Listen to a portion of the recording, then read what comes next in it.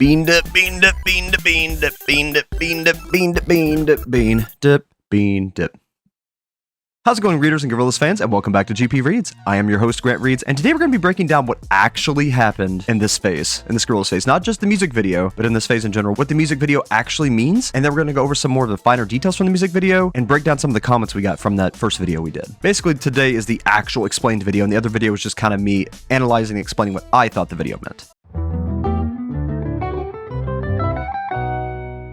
So first of all, what does the mountain, the moon cave, and the sad god actually mean? Well, a lot of people thought that it meant Gorillaz is going to have reincarnation. They died and they started another life mentally, physically, or both. And that could mean that they're going to come back as babies, that could mean they can come back as other people, or that could mean that they are just going to come back as themselves, but with a rejuvenation. 2D didn't have his tattoos, Noodle didn't have hers, Murdoc didn't have his, and their skin looked kind of rejuvenated. The wrinkles and stuff was mostly gone away. And a lot of people noticed this, and I mean, it could have just been a stylistic choice, so it'd be easier to animate since they're doing hand-painted animations and it takes a lot longer to start with, but it could mean something else. It could mean that there's a rejuvenation, or it could just be what some call movie magic, which will confirm my next point. I don't think that this is actually what is going on in this phase. One of the advertisements stated that the Gorillaz are going to India to make a movie.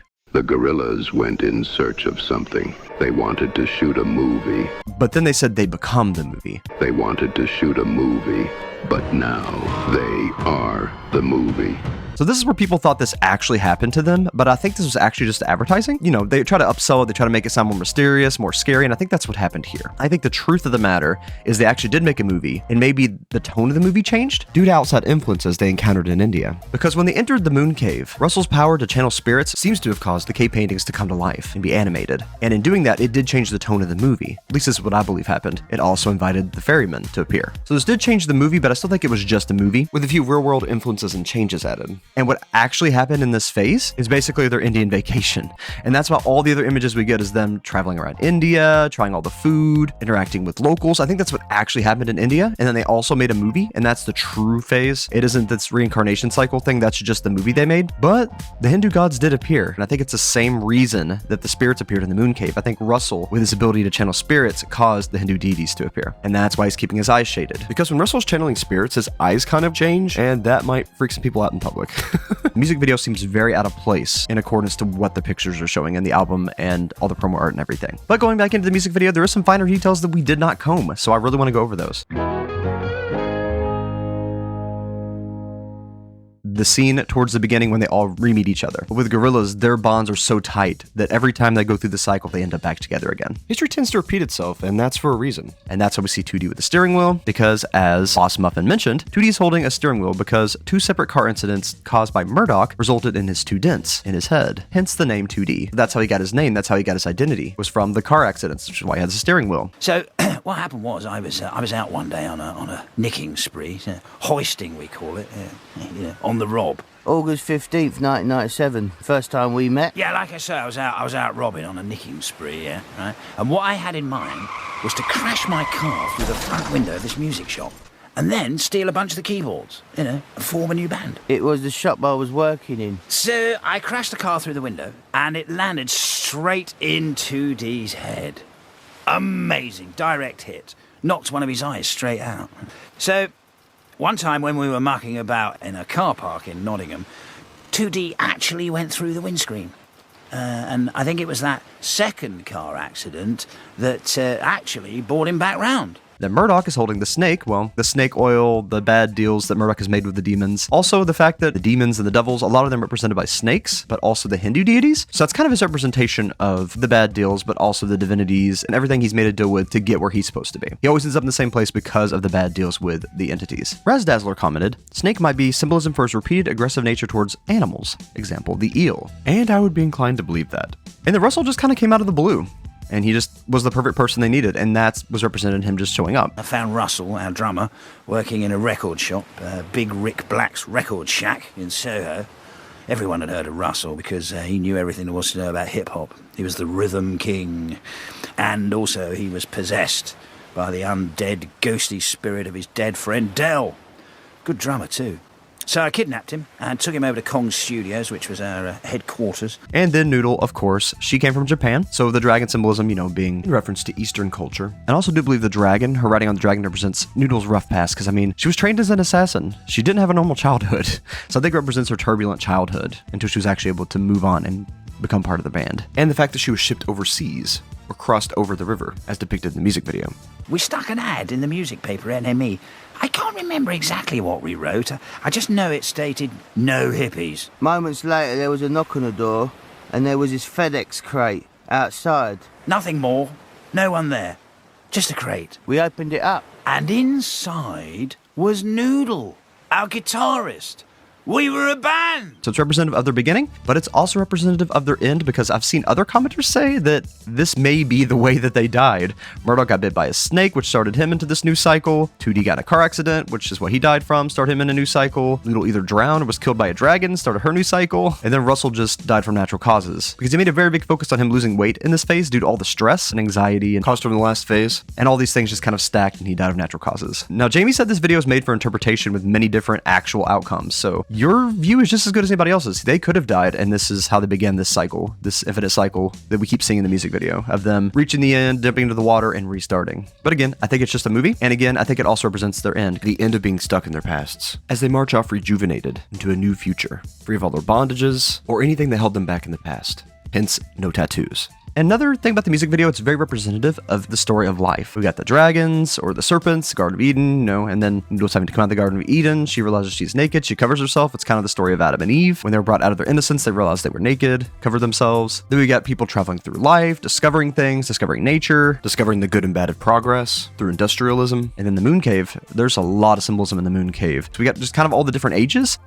They don't seem to notice the nuke going off, and that's because we kind of just moved on and continued with things going forward as it was. Even though we'd reached a state where we'd basically almost destroyed ourselves, we just continued to make these horrible things, put ourselves in these horrible situations, and just keep moving forward without ever questioning why. And the alien themes probably have something to do with the fact that we keep invading foreign territory.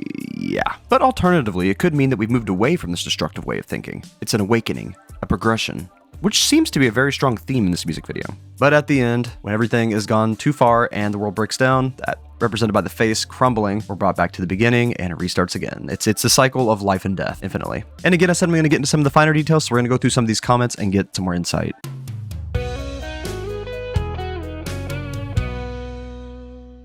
All right, now this is actually talking about the weird walking animation and why they did it. This one right here.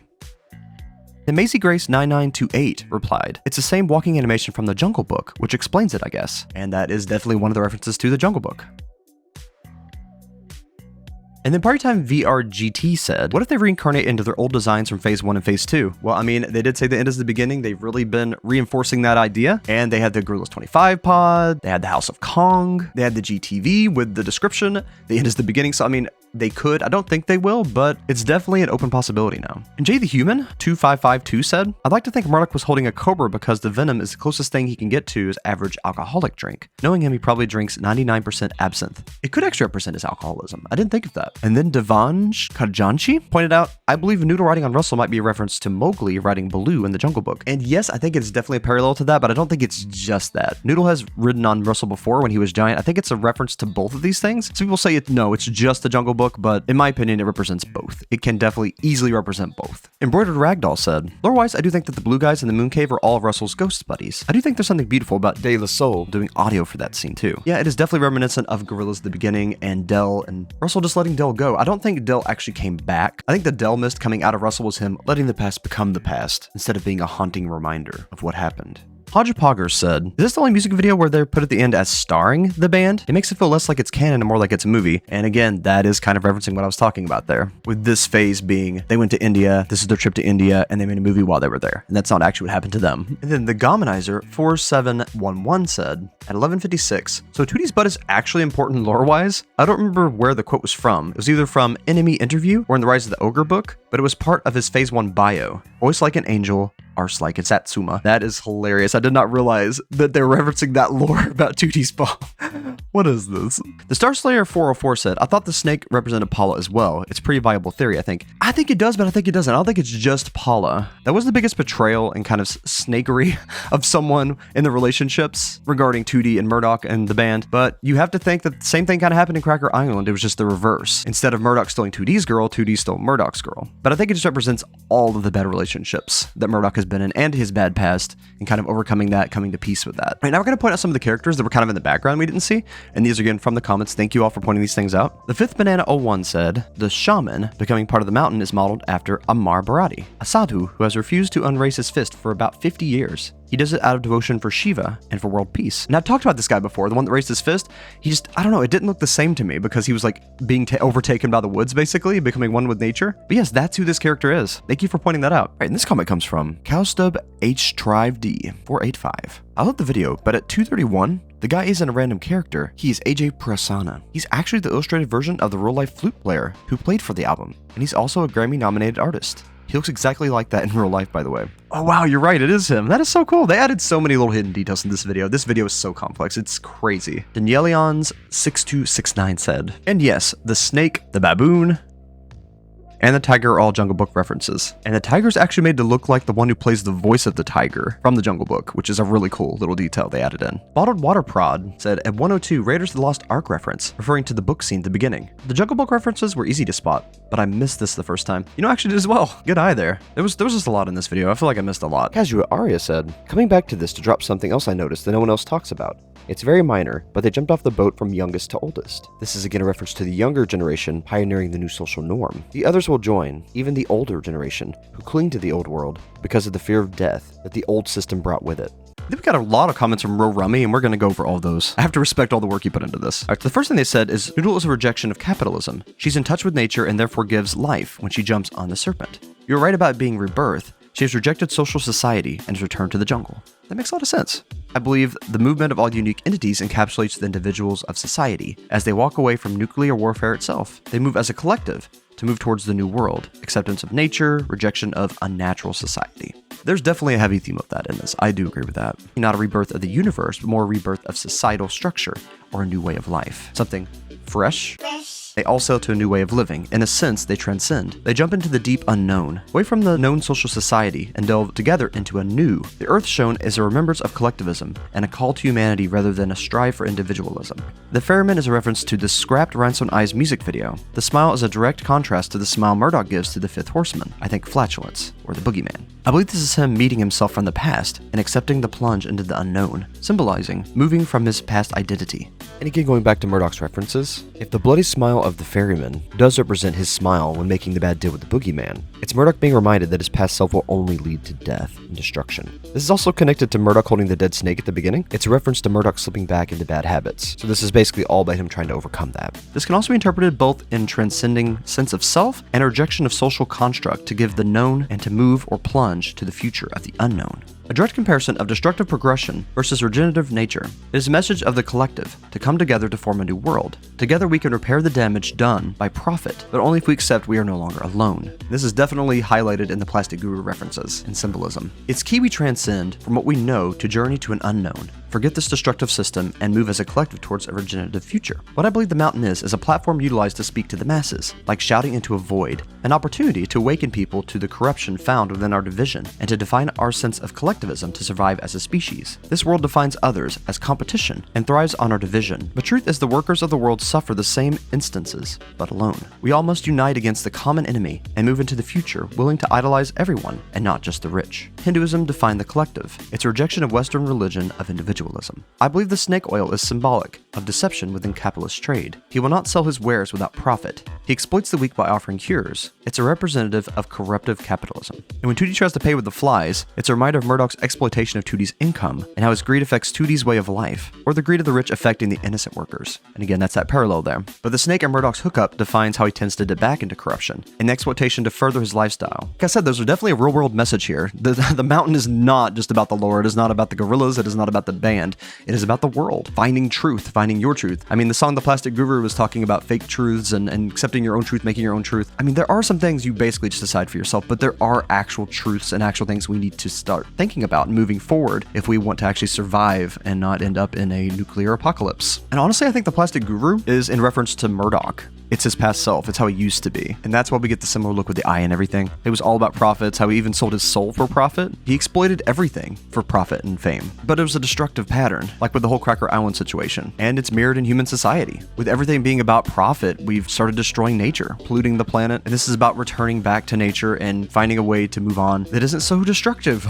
and moving on with a purposeful future. Kayakyakyakr said, so a couple of things. Gorillaz music videos aren't always literally happening in the lore. Sometimes they're just music videos, such as Clint Eastwood and Feel Good Inc. Other times, they are literally like Cracker Island. In this case, I lean towards the video being as art rather than video as a documentary. The band travels to India after Phase 7 in another echo of the Beatles. They record the album as a rebirth of the band rather than a literal rebirth as individuals. That said, the items the others bring to the crossroads are significantly related to what the others brought with them into the cycle. The will is 2D's innocence, his life is being echoed from consequences of the car crash. The snake is Murdoc's deceit, but also like the div being his vice. And if you look carefully, Russel is sporting a bandage under his cap, representing his madness in Phase 7. I do like the little touch of Noodle's I love you being to 2D and Russel. She has forgiven Murdoc and is willing to greet him as a friend, but there's still no love there. I'm still leaning towards the rebirth being metaphorical for the band rather than literal. Murdoc has atoned, is a lover now. Russel has let go of the ghost of his past, is ready for happiness. Noodle's ready to lead. She was in front for most of the video, and 2D is perfect, never changing. Or maybe he's losing a bit of his innocence and growing up. Whatever it is, I think this is their best visual work to date. Gorgeous video. I absolutely agree. This is a very gorgeous video. And you know, there's definitely a Beatle reference there because the Mystery Tour album was after the Beatles went to India, and then they had the mystery shows for Gorillaz as part of The Mountain. It definitely parallels there. But I think you're right. I think it's about them moving on, like we mentioned before, and the things they were bringing with them into this afterlife is things they need to move on from or need to take in and come into peace with so that they could actually move on and grow for once, instead of being stuck in the same cycle over and over and over again. But yeah, I did notice that Noodle was in the lead for this music video, basically. So does that mean we're going to have a Noodle-centric Noodle lead album coming next? Because we've had 2D being the lead before in the Now. So are we going to get basically Now 2.0, but with Noodle in the lead? Because that could be really interesting. I would love to see that. And it was really sad. I noticed that as well. She didn't say I love you to Murdoc. She turned to the other band members and said, I love you, and then jumped in. Even though Murdoc sees her as his daughter, basically, and she still kind of sees him as a father figure, all the crap he always gets him into, and all of the just complete selfishness, she can't completely forgive him. She cares about him, but she just doesn't love him like she loves the others. And it's sad, but I get it.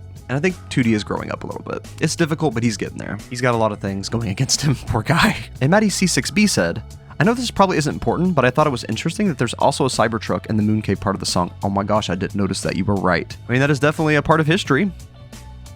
For sure. Lichlord9838 said, Vitra is the incarnation of drought. Notice you don't see any hint of water when she steps on him, but once he leaves, there is a waterfall in a great lake. This was a reference of the myth of Vitra. And that is really interesting lore about Vitra. I basically just looked into the battle of Vitra and what Vitra actually was. I didn't really look so much into the symbolism, so thank you for pointing that out. I really do appreciate that. All right, and this is a really interesting comment. Another one of the theories I'd like to read. GurkhaBeserkha said, the boy fell out of the sky and into the trees, talking about Kid Noodle. The beginning of a long adventure, but for now he is alone. He drops the topic branches, collecting knowledge and giving it out. The caterpillar represents potential. The boy eventually learns everything he wants to drop to the ground and continues on with his life until he is presented a challenge, wake the dragon. He doesn't just wake the dragon, he speedruns the process, landing directly onto its forehead. I know what you are, you're a dragon. The boy rides it for as long as he can, but is tossed where he has no saddle to ground himself to. His life turns turbulent and goes over the edge into a drowning pool. Normally people fear this moment, but the boy is too overwhelmed to notice. This fall into the water taught the boy to forge a cover identity, so he changed his look, not knowing he took the role of a soul that had already had a family. Murdoc got audited by the snake, who stops people from continuing into the forest too far. The baboon is chewing on the nano banana. This generates images. Look into his eyes. Don't blink.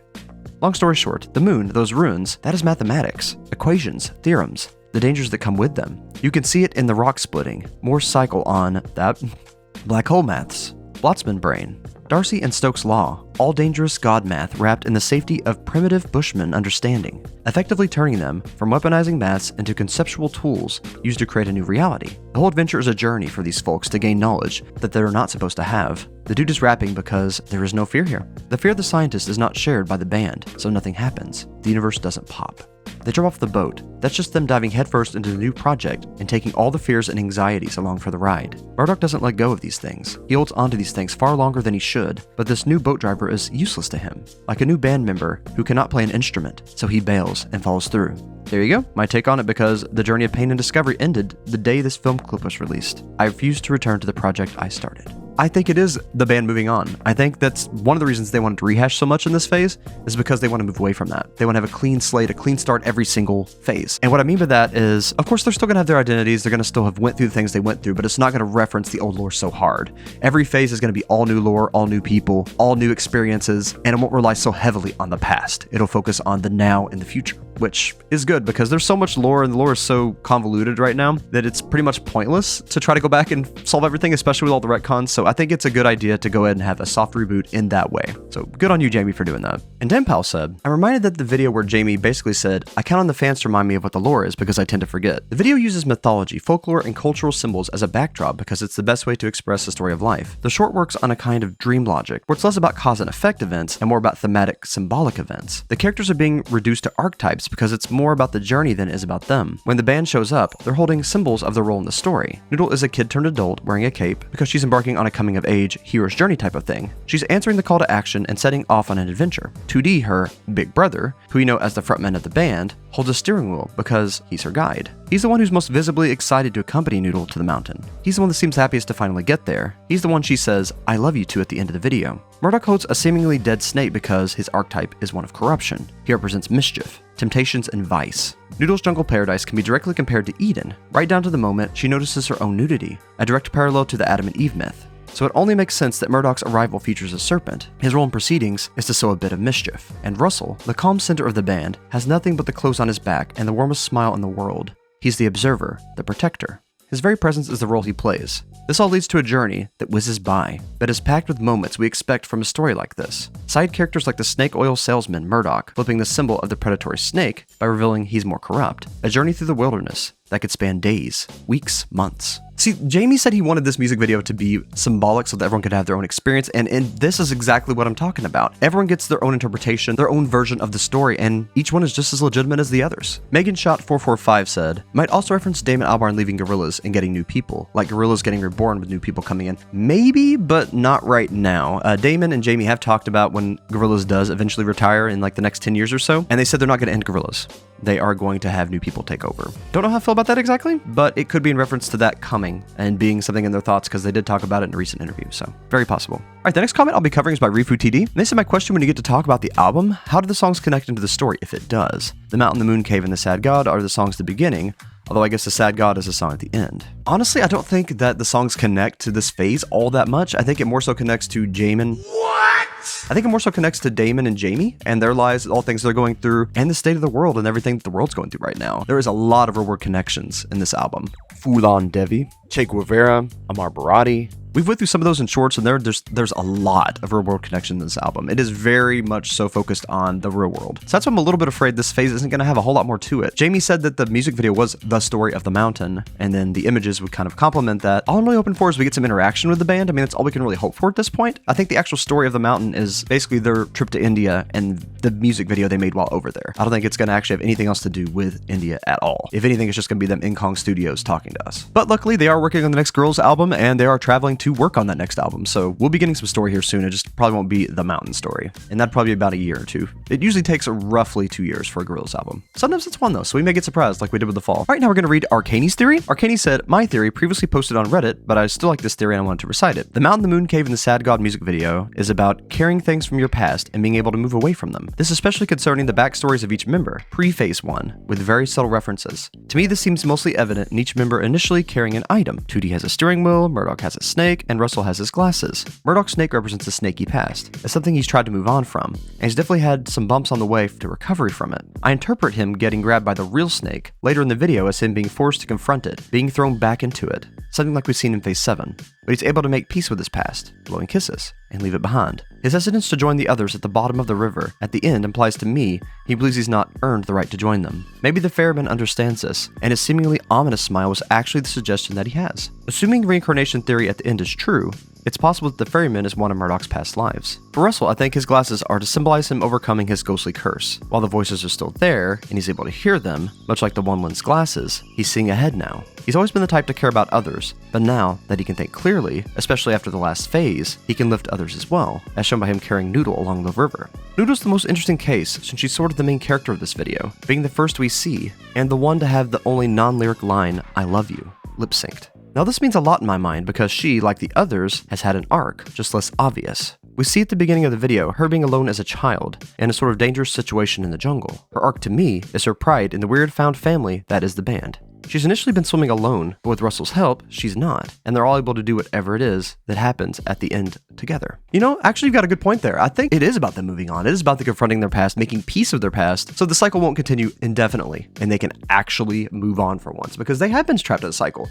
Every single phase, they faced shadows from their past. Every single time. The problems that Murdoc gets them into is caused by his past. So I think we're actually going to get a clean slate for once, and that's awesome. I love that for them. All right, so that's all the comments I wanted to highlight. There's so much. There's still more. It was such an incredible video, and it got so many minds thinking. I respect the heck out of you, Jamie and Damon, both of you, for making this album and making this music video. You've really done something great for the art community, and I really appreciate that from you. And again, I'm sorry that my first video wasn't as much of an explained video as everyone wanted. I use the wrong terminology, but when I do an analysis video and I go over it and try to explain things, I call it an explained video, but I guess that's not what the rest of the internet calls those. But this is be a true explained video, I guess, at least to the best of my ability, and also want to go over the comments, because I want this to be a community. I want you all to be involved in this too. You all have your own unique perspectives, and I want to bring you all into the fold. I want this to be your channel too, in that way. But thank you so much to everyone who commented. Thank you for all the likes. Thank you for sharing this video. You made this video blow up, and I couldn't have done it without you. And I appreciate all you all do. You all are literally the best. Thanks again for watching. And as always, keep your eyes wide open,